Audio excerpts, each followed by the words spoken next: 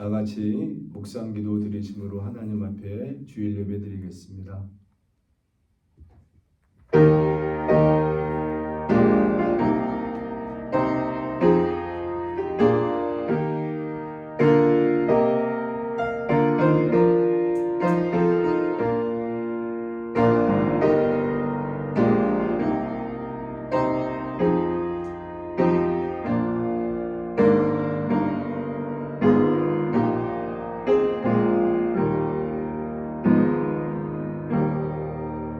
여호와의 인자하심과 인생에게 행하신 기이한 일을 인하여 그를 찬송할지로다. 저가 사모하는 영혼을 만족케 하시며 줄인 영혼에게 좋은 것으로 채워주심이로다. 전능하신 아버지 하나님, 이 시간 주님의 말씀 앞에 저희들 머리 조아리고 모였습니다. 주님께서 이 시간 우리에게 가르쳐 말씀하여 주시옵시고 온전한 예배 드릴 수 있도록 성령으로 이끌어 주시옵소서. 사랑하는 예수님의 이름으로 기도드립니다. 아멘. 사도신경으로 우리들의 신앙을 다 같이 고백드리겠습니다. 전능하사 천지를 만드신 하나님 아버지를 내가 믿사오며 그 외아들 우리 주 예수 그리스도를 믿사오니 이는 성령으로 잉태하사 동정녀 마리아에게 나시고 본디오 빌라도에게 고난을 받으사 십자가에 못 박혀 죽으시고 장사한 지 사흘 만에 죽은 자 가운데서 다시 살아나시며 하늘에 오르사 전능하신 하나님 우편에 앉아 계시다가 저리로서 산 자와 죽은 자를 심판하러 오시리라. 성령을 믿사오며 거룩한 공회와 성도가 서로 교통하는 것과 죄를 사하여 주시는 것과 몸이 다시 사는 것과 영원히 사는 것을 믿사옵나이다. 아멘. 찬송가 191장 내가 매일 기쁘게 찬양 드리겠습니다.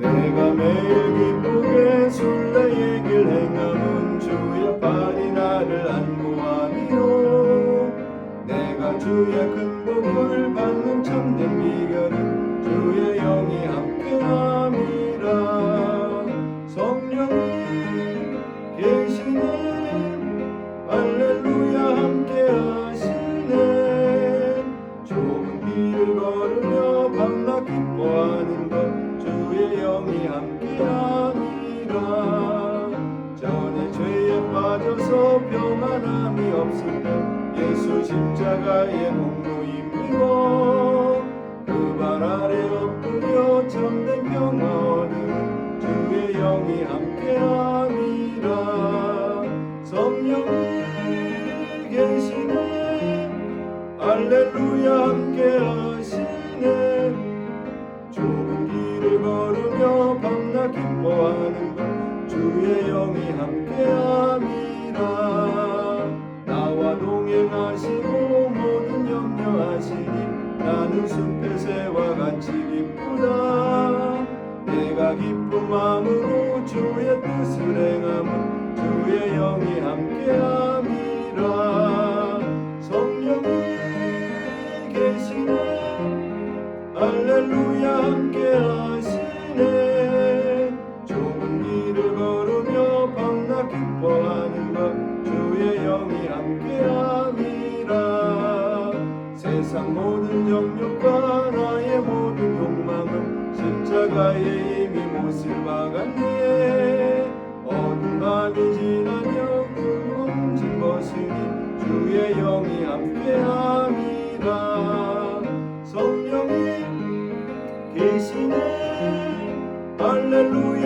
함께하시네 좁은 길을 걸으며 밤낮 기뻐하는 것 주의 영이 함께함이라 하나님의 말씀 신약성경 고린도후서 11장 1절에서 5절까지 말씀입니다.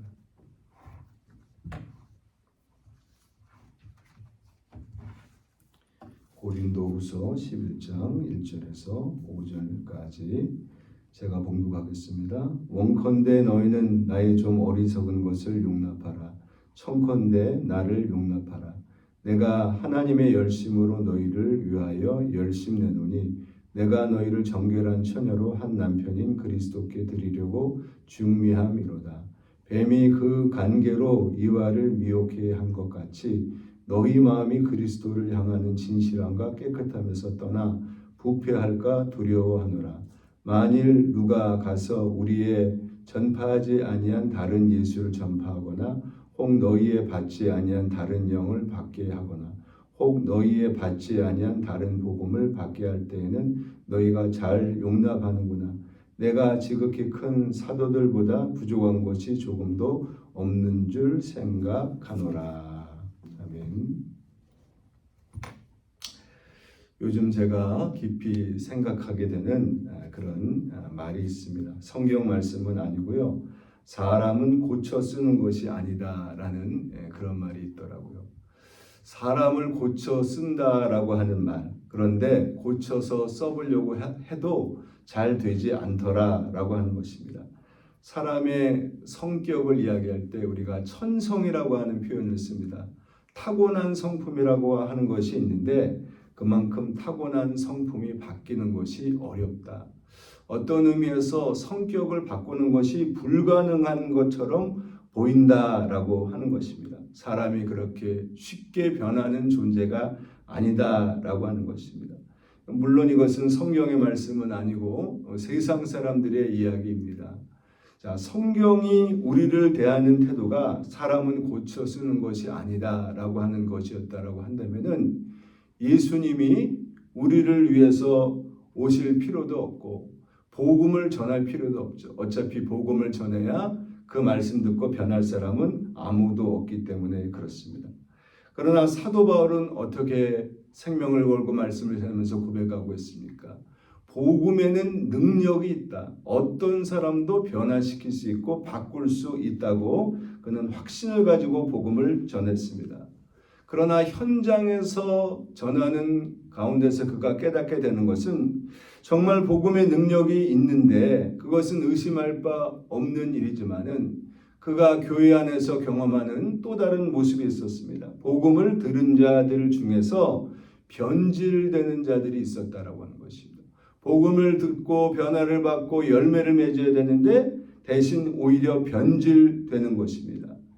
복음을 전하는 자 입장에서 내가 진실되게 저들을 대하면 저들도 나의 진실함을 알아주겠지. 그리고 저들도 진실하게 변화받을 것이다 라고 하는 기대감으로 복음을 전했습니다. 그러나 어느 순간 되돌아보니 그 진실함을 도둑맞았다, 매도당했다라고 하는 아픔을 경험하고 지금 이 서신을 고린도 교회 성도들에게 보내고 있는 것을 보게 되는 것입니다. 도리어 사도 바울이 더더욱 참을 수 없는 것은 진실되게 복음을 전했던 사도 바울은 의심을 하는 눈초리로 바라보면서 거짓된 가르침을 드러내면서 다른 복음을 전하는 자들에게 오히려 그들 앞에 고개를 조아리고 현혹당하는 모습을 바라보면서 사도 바울은 지금 고민하고 있는 것을 보게 됩니다. 우리 성경의 표현 가운데 불시험이라고 하는 표현이 나오죠. 불과 같은 아주 감당하기 어려운 시험을 표현할 때 불시험이라고 하는 표현을 씁니다. 우리 가운데 나는 불시험이 좋습니다. 하나님 나에게 불시험을 내려주옵소서라고 기도할 사람은 아무도 없을 것입니다.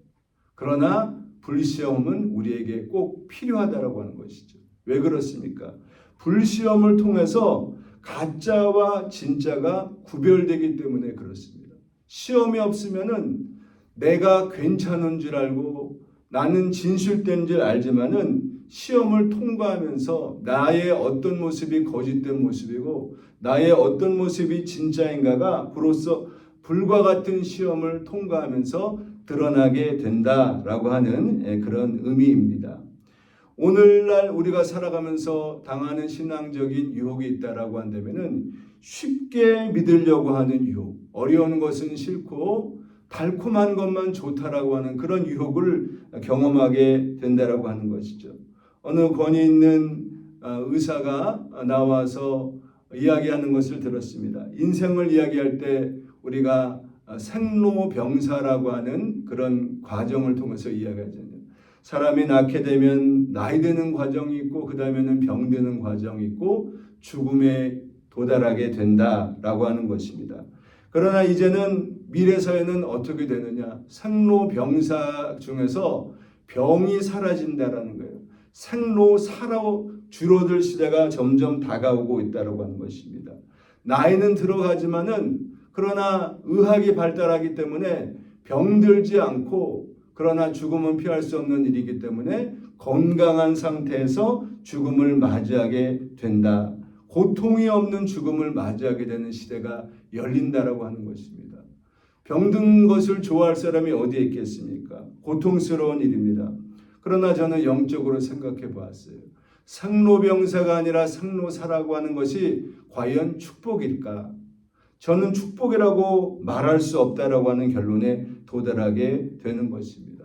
물론 병드는 그 자체는 우리가 환영할 일은 아니지만은 병들면서 우리는 진지하게 나의 죽음을 준비할 수 있는데 건강한 상태에서 어느 날 갑자기 죽음이 다가오게 될 때 과연 그 죽음을 제대로 준비하고 주님 앞에 설 수 있겠느냐, 오히려 위기가 될 수 있겠구나 하는 생각을 하게 되는 것입니다. 우리 신앙의 무게감, 가벼운 저급한 신앙이 아니라 하나님 앞에서 무게감이 있는 신앙을 유지하기 위해서는 어떻게 살아가야 되겠습니까? 신앙의 무게감은 우리가 통과한 고난에 비례해서 나타난다라고 합니다. 고난 그 자체를 기뻐할 수는 없지만 고난을 통과하지 않으면 우리 신앙은 경박한 신앙에 지나지 않는다라고 하는 것이죠. 우리 독립투사들 그 동영상 혹은 사진을 유튜브에서 본 적이 있어요. 그 사진들 중에는 제법 이름이 알려져 있는 그런 유명한 분들의 얼굴도 있었고 저분이 저렇게 생겼구나. 혹은 아무도 이름을 기억하지 못하지만은 이름 없이 빛도 없이 그 나라의 독립을 위해서 싸우다가 간 그런데 그 나이가 놀랍더라고요. 14살, 16살 뭐 이런 10대 소년, 소녀들이 거기에 다 등장하고 있는 것입니다. 제가 공통점을 발견하게 된 것은 나이 든 자나 어린 자나 그러나 내 나라의 독립을 찾아야 되겠다고 하는 일념이 살아있어서 초췌한 얼굴이고 어딘가 병약한 모습도 있지만은 눈매만은 살아있더라고요. 저러니까 모진 고난도 이겨내고 끝까지 죽어가면서도 굽히지 않았겠구나라고 하는 생각을 하면서 요즘 나약한 10대들의 모습하고는 많이 다르다. 우리가 오히려 세상적으로는 발달했다라고 하지만은 많은 소중한 것들을 잃어가고 있는 것은 아닌가.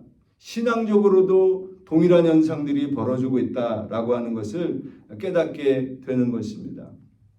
우리가 최후 승리를 향해서 나아가고 있는 믿음의 사람들로서 최후 승리는 어떻게 주어집니까? 믿음을 지킨 자들에게 주어지는 것이 최후 승리라고 하는 것입니다. 믿음과 동의어는 결국은 순종이라고 하는 것입니다. 우리가 끝까지 주님 말씀 앞에 순종하지 못하면 우리는 믿음을 지켜낼 수가 없어요. 그래서 우리가 순종을 가로막는 방해물을 제거하지 않고서는 최후 승리자가 될 수 없다라고 하는 것입니다. 예수님의 부활은 예수님의 순종, 십자가 위에서 하나님의 뜻 앞에 철저하게 순종했던 예수님의 순종에 대한 하나님의 보상이 부활이라고 하는 것입니다. 최후 승리도 같은 성격으로 우리에게 주어지는 것이다 라고 하는 것을 우리가 잊어버려서는 안 된다라고 하는 것이죠. 변화라고 하는 것이 어떻습니까? 사람은 고쳐 쓰는 것이 아니다 라고 하는 것처럼 변화 또한 같습니다. 사람을 개조할 수 없어요. 또 몇 가지만 수리해서 될 수 있는 그런 간단한 문제가 아니다 라고 하는 것입니다. 사람이 변화할 수 있는 유일한 길은 성경의 진리죠. 거듭나는 방법밖에는 없다라고 하는 것입니다. 근데 이 거듭남은 언제 시작되게 되는가? 문제의식에서부터 출발한다라고 하는 것입니다. 니고데모가 나름 잘 믿는 사람이었지만은 밤중에 고민하면서 주님을 찾아온 이유가 무엇입니까? 내가 과연 이대로 믿어도 구원받을 수 있겠느냐? 라고 하는 문제의식을 가지고 예수님을 찾아온 것입니다. 여기에서부터 거듭남은 시작되는 것이죠. 예수님의 가르침은 우리에게 거듭남에 대해서 어떻게 말씀하고 있습니까? 자기를 부인하는 자가 되라고 하는 거예요. 내가 생각하는 그 방식 그대로 세상적인 방법대로 신앙생활하면 되겠지. 그것 가지고는 안 된다. 철저히 나를 부인하고 자기 십자가를 지고 주님 앞에 순종하는 사람이 거듭난 자의 모습이라고 예수님은 우리에게 밝히 말씀하고 계신 것입니다. 얄팍한 이익을 따라서 하는 신앙생활, 그래서 진리에 대해서 마음이 다 떠나버리고 거짓된 가르침을 따라가는 것은 이익에만 눈이 어두워서 그렇게 되는 것이죠. 이익이 아니라 진리를 추구하는 사람만이 믿음을 지킬 수 있고 최후 승리자가 될 수 있다라고 하는 것입니다. 거듭남은 인간은 할 수 없고 하나님만이 하실 수 있는 거예요. 어떻게 사람이 그렇게 살 수 있습니까? 사람은 할 수 없으되 하나님은 하실 수 있다. 육인 뿐이고 영은 영으로서만 역사하는 하나님의 은혜에 의해서 우리는 거듭날 수 있다라고 하는 말씀인 것이죠. 그런데 세상은 점점 어떻게 변하고 있습니까? 극단적 이기주의로 치닫고 있는 것이 오늘날의 모습입니다. 그 대표적인 예가 점점 출산율이 저하되고 있어요. 많은 이유가 있을 수 있겠지만은 아이를 낳게 되면은 부모는 아이들 위해서 온갖 것을 다 내어놓게 되죠. 내 삶이라고 하는 것은 없습니다. 희생하게 되고 책임져야 되고 손이 가는 것이 한두 가지가 아닌 것이죠. 대신 아이를 낳지 않으면서 사람들은 희생과 책임 대신에 무엇을 선택했습니까? 세상의 염려 때문에 결국은 재물의 유혹 때문에 아이를 낳아서 내가 거기에다가 많은 돈 쏟아붓는 것보다는 우리를 위해서 인생 살고 가는 것이 더 현명한 선택이다라고 하는 것입니다.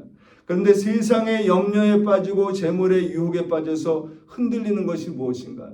예수님이 말씀하신 4가지 밭 가운데서 가시떨기밭의 상태가 바로 이런 상태라고 하는 거예요. 오늘날 현대인들의 마음속은 가시밭과도 같은 그 상태에서 복음을 전해야 되는 것이 오늘 복음 전하는 현장이다라고 하는 그런 우리가 깨달음을 절실하게 느껴야 된다고 하는 것이죠. 우리가 교회의 건강도를 이야기할 때 교회는 뭘 보고 건강하다라고 말할 수 있느냐라고 하는 것이죠. 그런 표현이 있죠. 강단이 흔들리면 교회가 흔들린다. 아무리 어렵고 힘들고 고난이 많아도 하나님의 말씀이 진실되게 선포되는 교회는 고난을 이기고 승리할 수 있다라고 하는 거예요. 그러나 말씀이 흔들리면 교회도 흔들릴 수밖에 없다고 하는 것이죠. 전하는 자의 책임이 막중합니다. 사도 바울이 나의 진실함이 매도당했다고 그래서 대충 말씀을 전했겠습니까?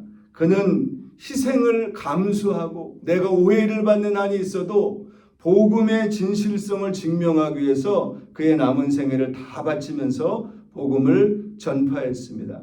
아무리 복음 전해도 사람이 변하지 않아. 이걸 절망감이라고 표현하는데 절망감도 일종의 믿음이라고 하는 거죠. 인간적으로는 절망감을 느낄 때도 있지만은 그러나 하나님의 말씀은 살았고 운동력이 있어서 어떤 사람도 성령의 사람으로 바꿀 수 있다라고 하는 믿음, 절망감이라고 하는 부정적인 믿음과 하나님의 말씀이라고 하는 생산적이고도 긍정적인 믿음과의 영적 전투가 벌어지는 것이 바로 교회라고 하는 것입니다.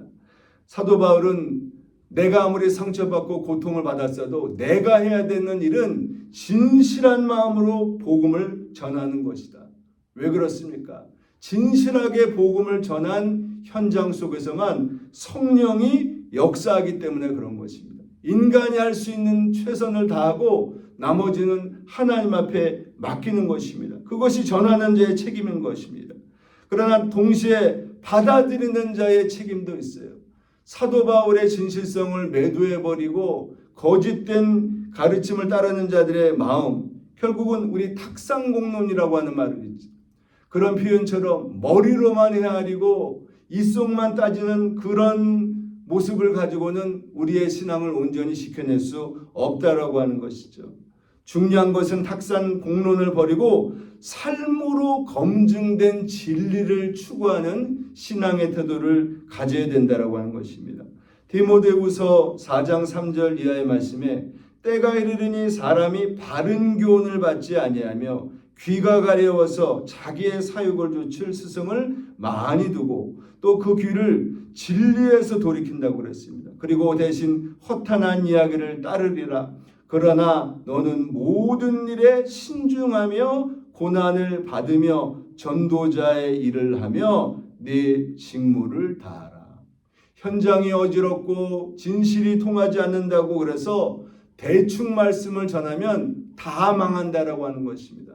깨어있는 사람을 통해서 하나님은 잠들어 있는 영혼을 깨우시는 것이 하나님의 방법이라고 하는 것이죠. 한 방송에서 우리 나무를 가꾸고 숲을 조성하는 이걸 조경한다라고 말하잖아요. 한국 조경의 대가라고 불리는 한 여인을 보게 되었어요. 이분이 대한민국 1세대에 해당하는 조경 그 학계에서 알아주는 대가인데 84세의 한 여인이 나와서 그동안에 겪었던 그가 이름을 얻기까지 또 수많은 아름다운 조경의 현장을 만들기까지의 애환들을 이야기하는 것을 들었습니다. 자, 그 말씀 속에서 그 이야기 속에서 보니까 단순히 식물만 연구해서 될 일이 아니라는 거예요. 종합적인 지식을 가지고 접근해야 되고 결국은 인간을 알아야 된다라고 하는 것이죠. 물도 알아야 되고 주변 배경도 알아야 되고 사람도 알아야 되고 자 그러면서 다 얘기할 수는 없고 그 여인이 얼마나 세심하게 생명에 대한 관심이 있었는가. 그의 남편이 오랫동안 병원에 입원한 일이 있었다라고 하는 거예요. 그러면서 자신의 마음도 투영되어져 있고 또 병을 돌보는 그 간호하는 식구들의 마음도 그가 바라보면서 깨닫게 되는 것은 병원 현장 속에서 죽어가는 환자의 모습. 그래서 환자들에게 어떤 숲이 필요한가? 창문 밖으로 병원 창문 밖으로 보이는 거기에다가 숲을 조성한다라고 한다면 나는 어떤 나무를 심어야 되겠는가? 오엘리의 마지막 잎새가 생각이 났고 나무를 심을 때 생명력이 강한 나무를 골라서 심어야 되겠다. 그래서 생명력이 왕성하게 자라나는 나무를 볼 때마다 나도 살 수 있다라고 하는 소망을 주자. 계획을 가지고 숲을 조성했다라고 하는 거예요. 또 한 가지는 환자가 절망할까 봐 보호자는 울고 싶어도 울 수 없는 공간이 없다라는 거예요. 병원에서 어디서 울 수 없는데 잠깐 나와서 어느 숲이 조성되어 있어서 그런 숲 어딘가에 들어가서 울고 실컷 울고 나올 수 있으면은 그 사람이 마음이 해소되고 새 힘을 얻지 않겠는가. 그런 것들을 다 감안해서 숲을 조성했다라고 하는 것이죠. 그냥 보통 사람들이 바라볼 때는 좋은 숲이 여기 하나 있구나. 어쩜 이렇게 아름다운 공간을 만들었는가. 하지만 많은 사람들이 즐기기까지 그렇게 한 사람의 고통이 스며들어 있는 것을 바라보면서 하나님 나라를 세워나간다라고 하는 것이 바로 이런 작업이 아니겠는가. 사막에 물이 흐르게 하고 많은 나무가 우거지고 새들이 다 모여들고 생명수가 흐르는 그런 곳을 만들기 위해서는 고통받는 누군가가 필요하구나라고 하는 생각을 하게 되는 것이죠. 이 여인이 수많은 비난과 반대를 겪었다는 거예요. 전혀 생명에 대해서 관심 없는 사람들이 개발 중심의 무언가를 하려고 할 때 나무를 다 베버리고 뭘 하려고 할 때 자기 입장에서는 너무 기가 막힌 일이죠. 그걸 반대하면은 오히려 자기를 나쁜 눈으로 바라보면서 비판하고 그럴 때 이 여인이 우리 남편 돈 많으니까 고생 우리 뭐 배상할 일이 있으면은 개인 돈으로 하겠다라고 그렇게까지라도 반대를 하면서 지켜낸 숲이라고 그렇게 이야기를 하는 것을 들었습니다. 오늘날 그가 이렇게 이름나기 전까지는 수많은 평생을 쏟아부은 헌신된 결과물로 그 숲이 조성되었구나라고 하는 것을 바라보면서 참 마음이 이야기를 들으면서 마음이 뜨거워지고 또 많은 생각을 갖게 되는 그런 이야기가 있었습니다. 오늘 사도 바울이 고린도 성도들을 향해서 하는 말이 나는 진실한데 왜 나는 안 알아주고 왜 가짜 엉터리들만 좋다고 따라다니냐. 자기 변호를 하고 자기의 억울함을 토로하는 데 초점이 맞춰져 있는 것이 아니다라고 하는 것입니다. 사도 바울에게 더 중요한 것은 어떻게 하면 내가 복음의 순결성을 지켜낼 수 있을까? 그는 자기를 중매쟁이라고 얘기하고 있어요. 예수님에게 다 내가 너희들을 정결한 처녀로 바쳐야 될 임무가 나에게 있다라고 그렇게 그는 고백을 하고 있습니다. 어떻게 하면 교회를 영적으로 안전한 곳으로 이끌어갈 수 있는가라고 하는 그런 부담감을 가지고 그는 이야기하고 있는 것을 볼 수가 있습니다. 오늘날 어쩌면 교회는 복음만 존재하고 30배, 60배, 100배의 결실을 맺는다라고 하는 좋은 땅, 옥토는 존재하지 않는 것과도 같은 현장이 되고 말았다라고 하는 것이죠. 그래서 세상에만 같이 밭이 있는 것이 아니라 교회 안에도 길가와 같은 밭들이 많이 있고 돌짝밭이 많이 있고 가시떨기밭이 많이 있지만은 어디 눈 씻고 봐도 30배, 60배, 100배로 결실을 맺는 좋은 땅, 옥토는 발견하기 힘든 것이 오늘날의 시대가 되고 말았다라고 하는 것이죠. 왜 그런 일이 벌어졌을까요? 마음밭을 경작하는 일에 실패했기 때문에 그렇습니다. 오늘날의 세태는 어떻습니까? 점점 예배가 줄어들고 있죠. 우리가 하나님 앞에 말씀 사모하고 기도하는 시간이 점점 줄어들고 있어요.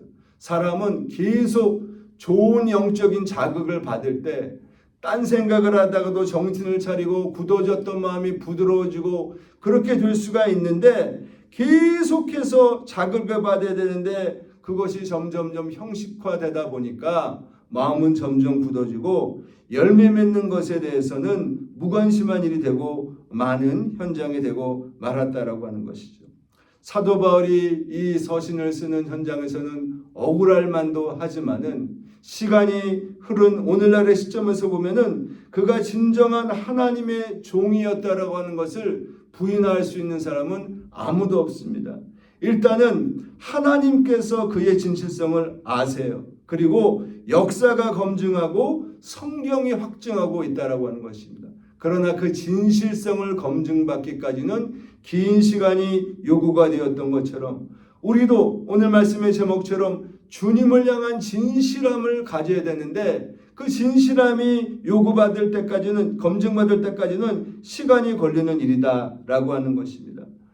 그것이 쉽게 검증받지 못한다고 그래서 우리는 뾰족한 수를 찾거나 어떤 편법을 찾아 움직이면 안 됩니다. 항상 비범한 것은 평범함 속에 감춰져 있다고 하는 생각을 가져야 돼요. 하나님의 나라는 속성 과정이 없다고 그랬습니다. 빨리 무엇을 해치우려고 해서는 안 된다라고 하는 것입니다. 기본에 충실해야 돼. 한 교회 말씀과 기도로 항상 끼어있는 나의 마음밭이 되어야 되는 것이죠. 이미 예수 그리스도에 의해서 실패한 사탄에게 남은 유일한 무기라고 하는 것은 교묘한 속임수밖에는 없는 거죠. 믿노라 하지만은 교묘한 거짓말에 속아 넘어가는 자가 되어서는 안 된다라고 하는 것입니다. 요한복음 3장 21절 말씀에 진리를 따르는 자는 빛으로 오나니 이는 그 행위가 하나님 앞에서 행하는 것임을 나타내려 함이라. 진리를 따르는 자는 빛으로 나온다라고 말씀을 했어요. 빛보다는 어둠을 좋아하는 속성은 진리가 아닌 것을 따라가는 나를 고발하고 있는 상태와도 같다라고 하는 것이죠.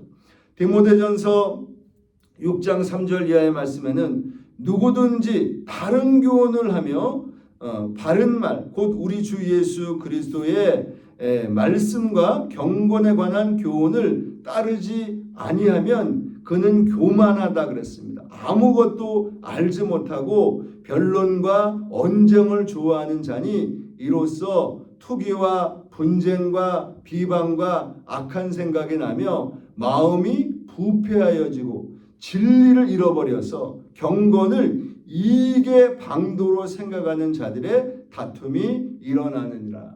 그런데 불행하게도 오늘날이 그런 시대가 되고 말았다라는 경건을 생명처럼 여기잖아요. 이익의 방도로 이것 지키면 나에게 무슨 이익이 올까가 먼저 생각나는 그런 시대를 살아가고 있다라고 하는 것입니다. 우리가 믿음을 지켜야 되는 선한 싸움을 싸워야 되는데, 믿음은 무엇보다도 하나님의 관점으로 바라보는 훈련을 통해서 믿음의 역사가 나타난다고 하는 것입니다. 하나님이 보시기에 좋은 것이 있고 내가 보기에 좋은 것이 있어요.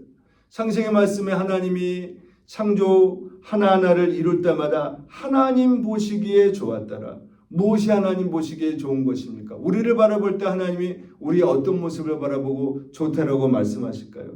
창조 목적대로 살고 창조 질서대로 살아갈 때 하나님 보시기에 좋은 것입니다. 반면에 내가 보기에 좋은 것은 무엇입니까? 보암직도 하고 먹음직도 하고 지혜롭게 할 만큼 탐스럽기도 한 것, 다 내가 보기에 좋은 것들은 오히려 내가 타락했기 때문에 혹은 내가 탐욕에 빠졌기 때문에 내 눈에 좋아 보일 뿐이지 하나님은 절대로 좋아하시는 것이 아닌 것이라고 하는 깨달음을 우리는 가져야 됩니다. 영적인 문제는 영적으로만 해결될 수 있어요. 자, 우리가 예수님이 누구신가라고 하는 것은 나의 정체성하고 직결되는 문제인 것입니다. 나는 누구다. 영어로는 I am, 영어로는 I am이고 헬라어로는 에고 에임이라고 하는 이 표현이 요한복음에 집중적으로 7가지가 등장을 하고 있어요. 예수님이 나는 누구다라고 말씀했으니까 그럼 나도 누구다라고 하는 정체성을 나도 7가지쯤은 가져야 되겠구나. 그 말씀이 아니라 우리의 정체성은 따로 존재할 수 없어요. 예수님이 누구라고 하신 그 말씀에서 내가 누구인지가 나온다라고 하는 것이죠. 예수님이 뭐라고 말씀하십니까? 나는 생명의 떡이다. 그러면 우리의 정체성은 무엇입니까? 나는 예수님을 먹지 않고서는 살 수 없는 자구나. 떡으로만 살 수 있는 존재가 아니라 하나님의 말씀으로 살아야 되는 존재이구나. 나는 세상의 빛이다 말씀하면 내 눈에 밝아 보이는 것들도 결국은 어둠일 뿐이고 주님께로 나가는 길만이 살 길이구나. 예수님이 나는 양의 문이다 라고 말씀을 했으면 예수님으로 매일매일 나는 문을 열고 들어가고 꿀을 먹고 있는가? 그것이 나의 정체성이 되어야 되는 거죠. 예수님이 선한 목자라고 그랬으면 나는 양이 되어야 되는 것이죠. 양일 수밖에 없는 것입니다. 삭군도 있어요. 그러니까 예수님만이 따라갈 존재인 것을 우리가 깨닫고 그분께만 속해 있는 자가 되어야 되는 것이죠. 나는 부활이요 생명이다라고 말씀했으면 예수님에게 붙어 있어야 나도 부활할 수 있고 생명이 있지, 예수 떠나면 죽은 자가 될 수밖에 없다는 것을 철저히 고백하는 것이고, 예수님이 길이요 진리요 생명이라고 말씀했으면 그대로 믿고 예수님이라고 하는 레일리로 달리면서 탈선하지 않아야 되는 것이 우리의 정체성입니다. 내가 참 포도나무여 말씀했으면 예수님에게 붙어 있어야지 떨어져 나가면 나는 이미 생명 잃은 자와 다를 바가 없다라고 하는 철저한 예수님의 정체성과 우리의 정체성은 함께 공존한다라고 하는 것을 우리는 항상 기억해야 될 것입니다. 그럼에도 불구하고 왜 하나님에게서 점점 멀어질 때가 있는 이유는 왜 그럴까요? 하나님의 관점에서 바라보는 것에 실패했기 때문에 그렇다라고 하는 것입니다. 많은 사람들은 눈앞에 뭐가 실제적인 문제로 터지기 전까지는 문제가 발생했다라고 여기지를 않는 거죠. 영적으로 우리가 위기 상황이라고 말할 때 문제가 발생한 시점서부터 위기가 아니라 더 면밀하게 얘기를 하면은 믿음에서 멀어지는 그 순간 이미 위기라고 하는 것입니다. 뭔 일이 벌어졌을 땐 이미 나 때가 늦은 것이죠. 영적 회복은 그런 의미에서 무엇이 영적 회복입니까? 어떤 순간에도 믿음을 보여드리는 것, 그것이 영적 회복이라고 하는 거예요. 내 눈앞에 뭐 보이는 좋은 결과물이 나오지 않았어도 믿음을 지키면 나는 영적으로 회복된 자이다라고 하는 것입니다. 한 랍비가 몇 사람에게 어떤 경우를 들어서 질문을 합니다. 길에서 돈지갑을 주었는데 당신은 어떻게 하겠습니까? 첫 번째 사람에게 질문을 했어요. 그 사람은 상상을 합니다. 그러면서 제가 참 가난하거든요. 근데 가난한 저에게 주신 하나님의 선물로 알고 잘 쓰겠습니다. 랍비가 말합니다. 그러면 너는 도둑이다. 그렇게 이야기했어요. 두 번째 사람에게 동일한 질문을 했습니다. 어떻게 하겠느냐? 그러니까 주인에게 돌려주겠습니다. 칭찬 들을 줄 알았더니 랍비는 이렇게 대답합니다. 그렇다면 너는 바보다. 이상의 답을 한 거죠. 동일한 질문을 세 번째 사람에게 했더니 이 사람은 좀 길게 그러나 아주 칭찬드릴 만한 대답을 이렇게 말합니다. 돈을 주인에게 돌려줘야 한다는 것은 이미 잘 알고 있지만 막상 그 상황이 될 때 그렇게 할 수 있을지는 잘 모르겠습니다. 모든 것은 하나님의 은총에 달려 있습니다. 내가 돈 앞에서도 눈이 어두워지지 않을지 나는 믿지 못하겠고 하나님의 은혜가 나를 붙잡아줘야 내가 알고 있는 진리대로 살 수 있습니다라고 하는 고백을 한 것이죠. 그럴 때 랍비는 그를 칭찬해 주었다라고 하는 것이죠. 자, 우리가 주님을 향한 진실함을 지킨다라고 하는 것도 바로 그런 이야기라고 하는 거예요. 고쳐서 사람 쓰는 것 아니야. 그러니까 안 될 사람은 안 되고 될 사람만 돼. 이렇게 진실함이라는 것이 과연 사람의 문제라고 한다면은 누가 하나님 앞에 설 수 있겠느냐라고 하는 것입니다. 아무도 나를 과신하고 나는 그럴 리가 없어요. 베드로도 그랬었잖아요. 나를 과신할 수 있는 사람은 아무도 없다라고 하는 것입니다. 주님을 향한 진실함은 사람의 문제이기 전에 은혜의 문제라고 하는 거예요. 내가 항상 유혹 앞에서도 나를 지켜낼 수 있는 은혜가 내 안에 충만하지 않으면 하나님 나는 죽습니다. 나는 내 신앙 양심 못 지킵니다라고 하는 철저한 위기의식이 있을 때 우리는 그 고난 앞에서도 꺾이지 않고 믿음을 지켜낼 수 있다라고 하는 것이죠. 사도 바울에게도 상처가 많았어요.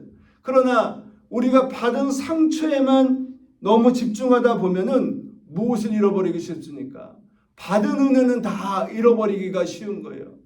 우리가 집중하는 것만 크게 보이고 집중하지 않은 것은 없는 것처럼 여겨지기가 쉽다는 거예요.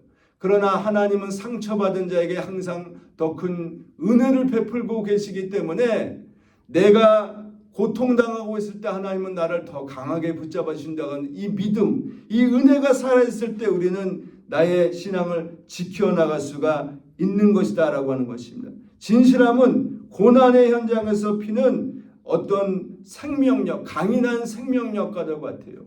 전쟁의 폐허에서도 이름 없는 들꽃이 피어오를 때 사람들은 어떤 숭고함을 느끼는 것처럼 하나님은 아무도 믿음을 지키지 않는 현장 속에서도 진심이라고 하는 우리가 믿음의 꽃을 피울 때 하나님은 감동하시고 우리를 칭찬해 주시는 것입니다.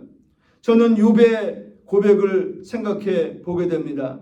욥기 23장 10절 말씀에 보면 욥은 그가 당하는 고난이 언제 끝날지 모르고 또 내 고난이 얼마나 깊어질지 알지 못하는 상황에서 이렇게 고백을 합니다.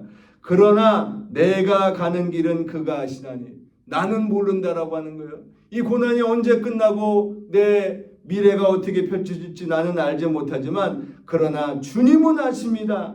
그가 나를 단련하신 후에는 내가 순금같이 되어 나오리라. 그러나 그가 가졌던 믿음은 이 과정을 통해서 하나님이 나를 버리시는 것이 아니라 나를 불순물 없는 순금 같은 정거 같은 신앙으로 만드실 것이다라고 하는 위대한 고백을 하면서 그럼 나는 오늘 무엇을 해야 되는가? 이어지는 말씀에서 그는 이렇게 고백을 하고 있습니다. 내 발이 그의 걸음을 바로 따랐으며 어렵고 힘들어도 비틀거리면서도 주님이 내 앞에 보여주는 그 길을 나는 내 발로 걸어가겠습니다라고 고백하고 있는 거죠. 내가 그의